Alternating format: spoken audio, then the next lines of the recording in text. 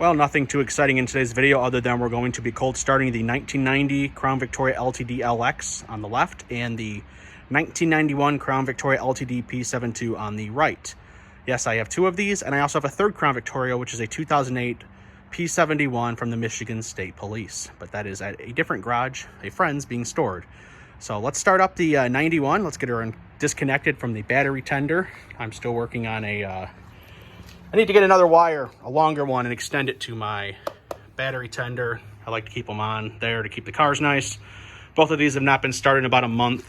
Excuse the mess in the garage. This is a project car, so we got a lot of Rock Auto boxes. So let's fire them up and let them run for about a half hour, then put them away. It's really dirty under here, and it needs it's a work in progress. So this 302 and the I've had some questions. People were asking, is it the 351 or the 302? I'm like, well, it's the 302, which I actually like because I'm used to them with this one. On the checklist for getting it out of the garage is to get the whip antenna and secure it here so we're not knocking it all over everything. So there we go. Until I can source a new steering wheel, I got this cover on. I hate steering wheel covers, how they look, but it's better than a crumbling steering wheel on your hand. So she'll struggle for a bit. Like I said, this car is still a work in progress, so she'll struggle for a bit, but we'll get her fired up.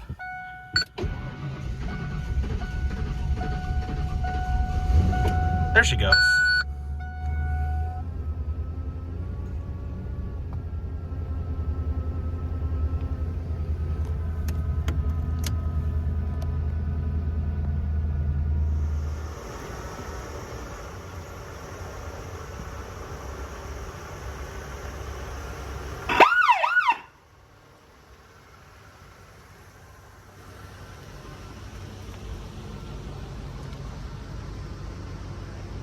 We're guaranteed a much better start with the 90.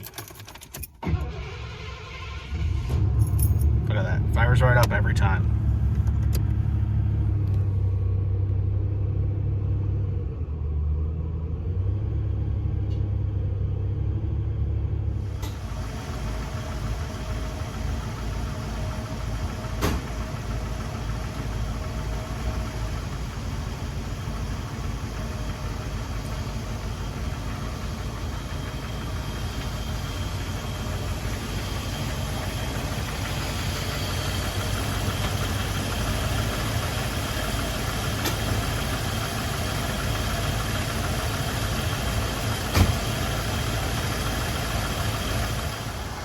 Well, the fleet is warming up. We're going to do this for, like I said, about a half hour. It's nice to get stuff out of the garage every now and then, move it around. I do not take them on the road this time of year due to salt.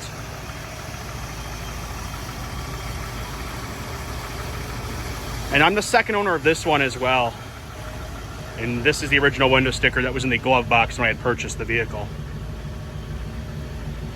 It was always a Northwest Ohio car, which is really neat. Brandy's on Secor in Toledo. And the owner of this worked at Ford and the Maumee stamping plant. He never drove this in the winter.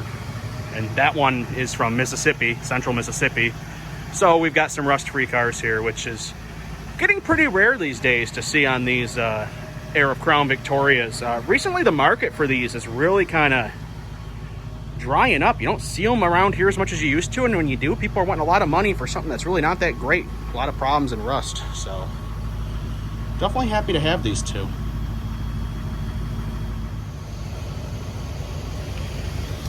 Well, in the 90 here, this is the civilian model, the LX. You can see you've got a lot more creature comforts, cruise control. Your dash only goes to 85, whereas on the police package, you got a 140 mile per hour certified speedometer. A lot more chrome. You've got the top, the fabric top, or the vinyl top, I should say. That's original to the car. I treat this with a leather-like conditioner, and that keeps it soft. Ones that you keep outside in the sun, they're always splitting here and keeping this soft and pliable. This is all 30-something-year-old paint on this car, so you've got some issues and stuff, but really this car is in really phenomenal shape for being a Midwest car. Kind of show off the dash cluster like I'm talking about. So you can see the difference in the dash like I was talking about. less creature comforts, no cruise control. And these are actually really hard to find. I'm trying to find a new one that doesn't have chunks taken out of it in this color blue, and all I can find is ones with cruise, and I don't want to add it because it's not original. And then you see you don't have all the chrome and stuff. You have the regular metal top. And I've shown off the back seat in previous videos, but I'll show it off again. Like I said, that's the original license plate with the car. I'm going to use for car shows only. Rear seat is in phenomenal condition.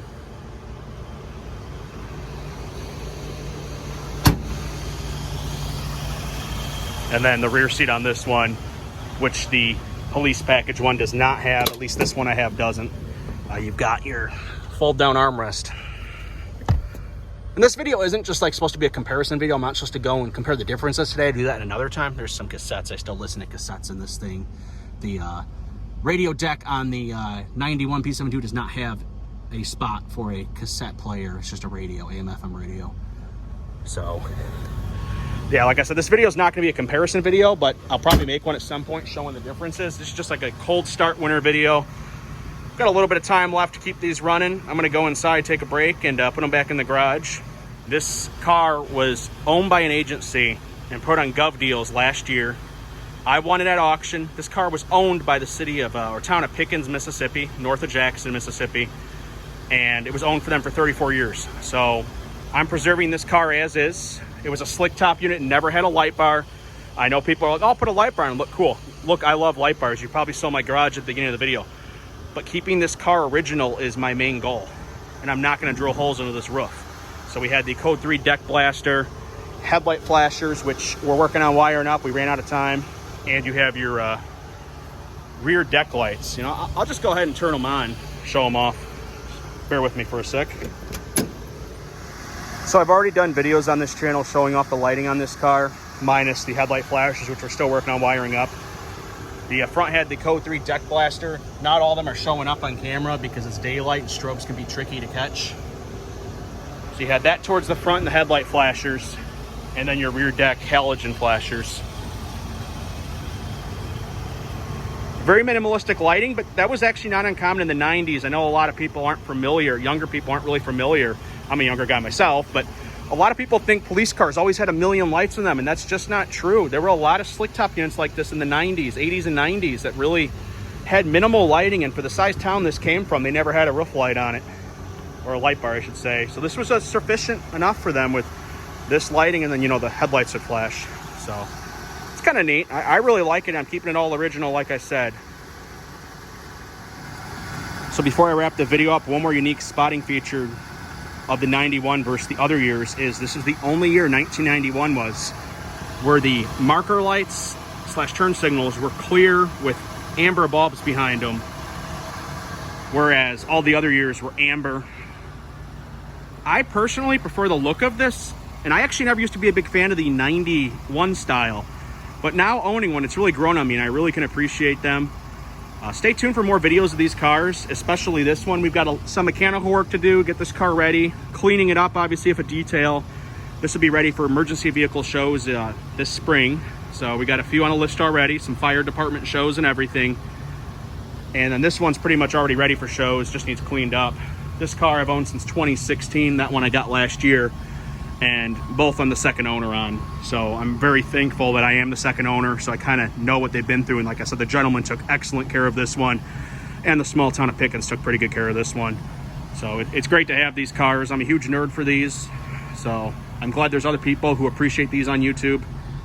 And I wasn't sure posting these how they were going to go over, if people were going to like them or not, but a lot of people actually really seem to like these cars that I absolutely geek out over. So appreciate you guys taking the time to watch this. Have a great 2026 now, since we're in the new year.